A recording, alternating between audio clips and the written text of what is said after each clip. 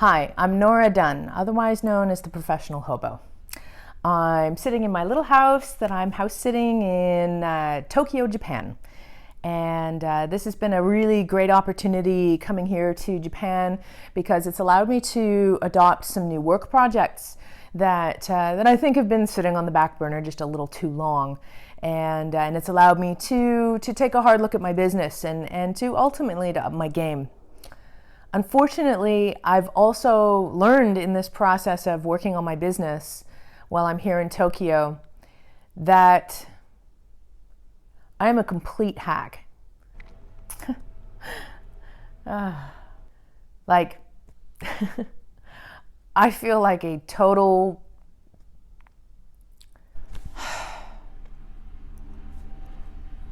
First of all, I want to say that before I talk about how much of a complete hack I am in business, it's important for me to say that I'm still in integrity. I am 150% in integrity with what I do.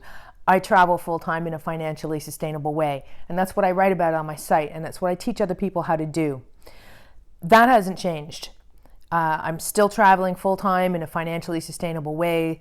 I'm completely accountable to you, my readers, and my audience with annual expense reports, annual income reports, showing exactly how much money I make and exactly how much money I spend. So I walk the talk. But from a business aspect, I am a complete hack. And I've realized just how bad my business really is in the last couple of days. And it has led me to a total business crisis. It's led me to a total place of, do I even want to continue doing this? Do I even have what it takes to continue doing this? I arrived in Peru about 3 years ago, and I remember myself saying that I feel like I'm dancing to stay on top of a snowball that is my business, that I no longer want to be dancing on. It's interesting that at that stage of the game, shamanism came into the picture, and I found myself moving in a new direction. And I took up an apprenticeship with this shaman in Peru, working with plant medicine. And it was a real blessing for me. I was kind of excited to be doing something new. Now, in order to make the time and space to pursue these other interests I had, I basically scaled back all of my online activities to the absolute bare minimum that I had to do in order to keep things going. But over time, I started to question whether or not I really wanted to continue working in plant medicine and whether this whole shaman thing was my calling. So I found this house sitting job in Tokyo, Japan, and it was perfect for me because it was getting me to a new place in the world, a place that I've always wanted to spend time. I also knew that this was going to be a great opportunity for me to start to take another hard look at my business. So I came to Tokyo, Japan with a laundry list of things that I wanted to do in order to bring my website and to bring my online business a little more up to date, because I knew that I'd been kind of slacking off, and I knew that there was probably some things that I needed to do as well as wanted to do in order to take my business to the next level. I became aware that I probably wasn't getting the sort of traffic that my site should be getting. For me, all of this stuff is completely daunting. I don't enjoy working on the back end of my website. I feel like I'm consistently in over my head. Only problem is I'm not really making enough money to outsource all of that. I decided the first thing that I was going to do was I was going to change web hosts over to a managed WordPress hosting server. One of the bits of inspiration for me to do this was an online conversation I was having with a colleague of mine. This is a woman that I met many years ago who had, at the time, a very fledgling travel blog. And, at the time she looked at me, she very much looked up to me, like I really knew what I was doing. And I guess at the time I really did know what I was doing, relatively speaking, in an industry that was really still just getting its footing. I found out that she was switching over to this host that was really pricey, but she said that it was increasing her traffic and she was really happy that she made the switch.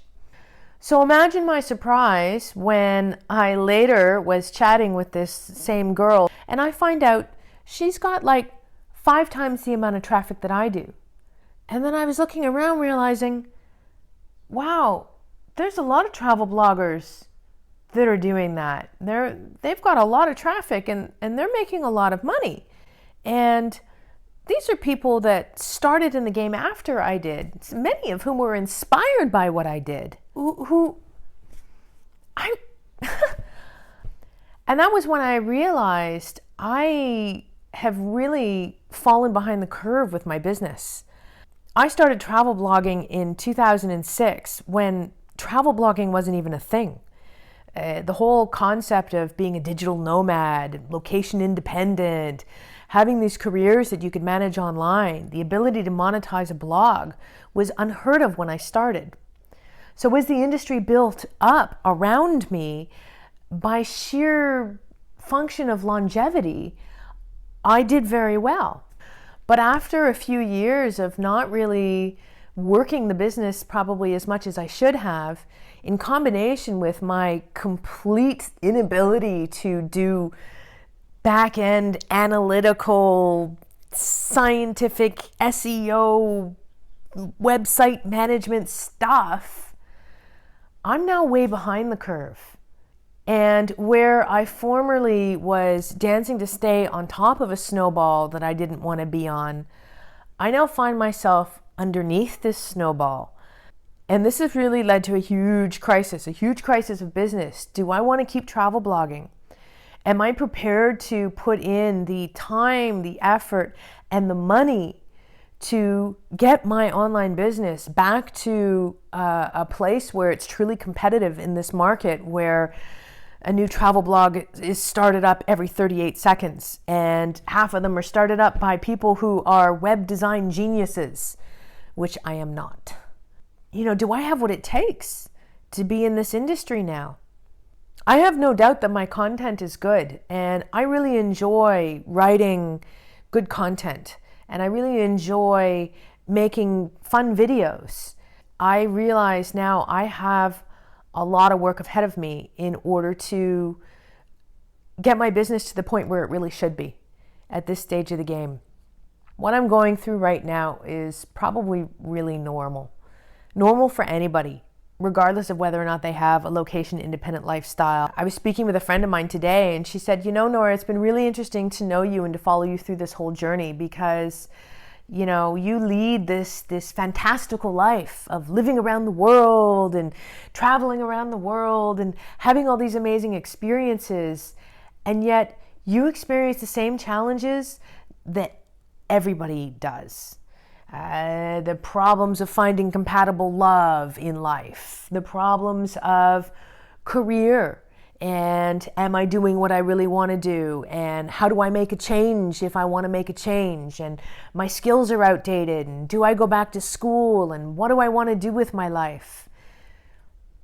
These are normal problems, and I want to dispel the myth that a lifestyle of full-time travel is some fantastical, amazing, luxurious existence. I mean, it is, or it can be, but it also isn't always. I know for myself, I have done some amazing things in the last 10 years. I wouldn't have it any other way. But, I've also written about this. I've experienced travel fatigue. I've been tired of constantly moving from one location to another. I've been looking to have a home base, and I've tried to have a couple of home bases, and they were home bases that were good for a time, but ultimately they didn't work out for one reason or another. I'm searching just as much as anybody else is for something to make me happy. And I think this happens to a lot of us. Regardless of lifestyle, this is a thing. I'm second guessing my career. I'm not sure whether or not I want to stay in the travel blogging game. I'm not sure I have what it takes to stay in the travel blogging game, especially now that I've fallen behind this curve and I feel like my online business isn't what it should be. But at the same time, I also don't know what else to do. I don't know what my life calling is. And if you want to design a career to allow you to travel the world, kudos. You can have some amazing experiences, and please, far be it from me to tell you not to do it. One of the things that all of my work in shamanism and my work with plant medicine has taught me is to have a greater sense of awareness of myself, to have a greater sense of awareness of my habits, good, bad, and otherwise, and those things that no longer serve me, and where those habits that I don't like may have come from, and how to solve the underlying issue that maybe created those habits. So I'm sitting here in Tokyo, Japan, doing a lot of work. Not just work on my computer, but work on myself, my career, work on my life direction. I may not travel full time for the rest of my life. In fact, a lot of people now who have been traveling as long as I have also recently stopped traveling full time. It's not the easiest lifestyle to maintain in the long run. I have the same problems that everybody else does. I may lead an amazing life of traveling the world full time, and fundamentally I'm a really happy person. But you know what? I have my down days too. I have my challenges. Although I may have found something that has served me really well for the last 10 years, I don't know if it's going to serve me forever. And you know what? That's okay. Anyway, that's it for me today from Business Crisis Headquarters in Tokyo, Japan. Nora Dunn signing off from theprofessionalhobo.com. Ciao.